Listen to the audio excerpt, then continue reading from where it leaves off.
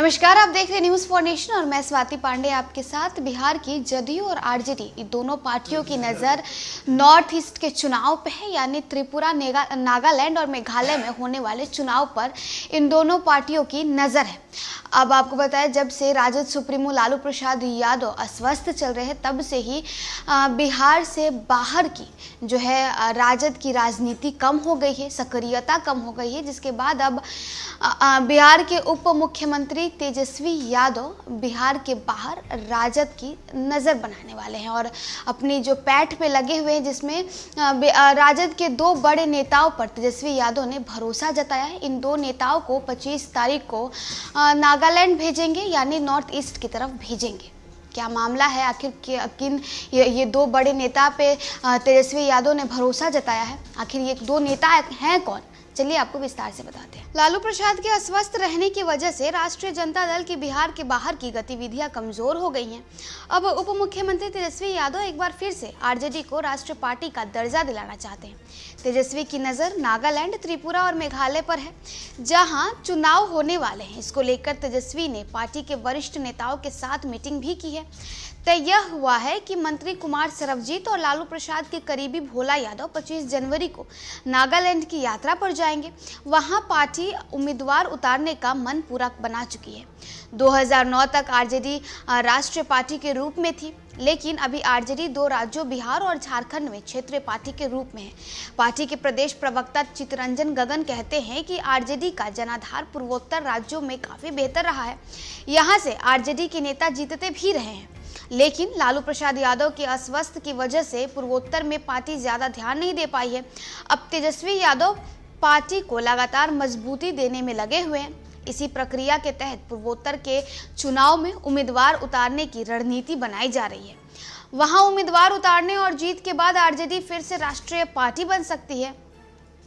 कोई पार्टी से कम 3 विभिन्न राज्यों को मिलाकर लोकसभा की 2% सीट जीते हैं। आपको बताएं, राष्ट्रीय पार्टी का दर्जा हासिल करने के लिए वो कौन सी प्रमुख शर्तें रखी गई हैं, जिसमें सबसे पहली शर्त ये है कि कोई पार्टी 4 लोकसभा सीटों के अलावा लोकसभा या विधानसभा चुनाव में 6% वोट प्राप्त करे। कोई पार्टी 4 या 4 से अधिक राज्यों में क्षेत्रीय पार्टी के रूप में मान्यता रखती हो।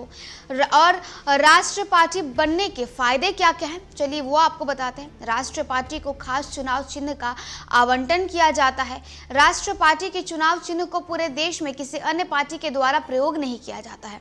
मान्यता प्राप्त राज्य और राष्ट्रीय दलों को नामांकन दाखिल करने के लिए केवल एक प्रस्तावक की आवश्यकता जरूरी होती है। मान्यता प्राप्त राज्य और राष्ट्रीय दलों को चुनाव आयोग की तरफ से मतदाता सूची के 2 सेट फ्री में दिए जाते हैं। साथ ही इन पार्टियों से चुनाव लड़ने वाले उम्मीदवारों को आम चुनाव के दौरान मतदाता सूची की 1 प्रति मुफ्त मिलती है।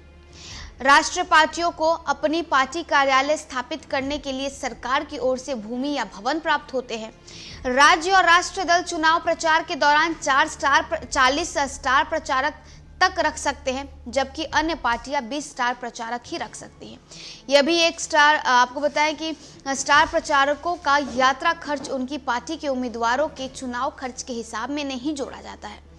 चुनाव से पहले राष्ट्रीय और राज्य स्तर पर टीवी और रेडियो प्रसारण करने की अनुमति मिलती है, जिससे कि वे अपनी बातों को ज़्यादा से ज़्यादा लोगों तक पहुंचा सकें। तो देखिए, लालू प्रसाद यादव की सक्रियता जब से बिहार की राजनीति में या किसी भी राजनीति में कम हुई है, तब से ही राजद की राष्ट्रीय पार्टी होने की जो जुगत है वो कम हो चुकी है। अब ऐसे में बिहार के उप मुख्यमंत्री तेजस्वी यादव ने ये प्रण लिया है कि अब वो फिर से आरजेडी को राष्ट्रीय पार्टी बनाएंगे, जिसके बाद इनकी नज़र जो है वो नॉर्थ ईस्ट के चुनाव पे है। अब 25 जनवरी को 2 बड़े नेताओं को नागालैंड भेजा जाएगा, नागालैंड के दौरे पे भेजा जाएगा, जिसमें एक भोला यादव का नाम है और एक बिहार के कृषि मंत्री कुमार सरबजीत के ऊपर तेजस्वी यादव ने भरोसा जताया है।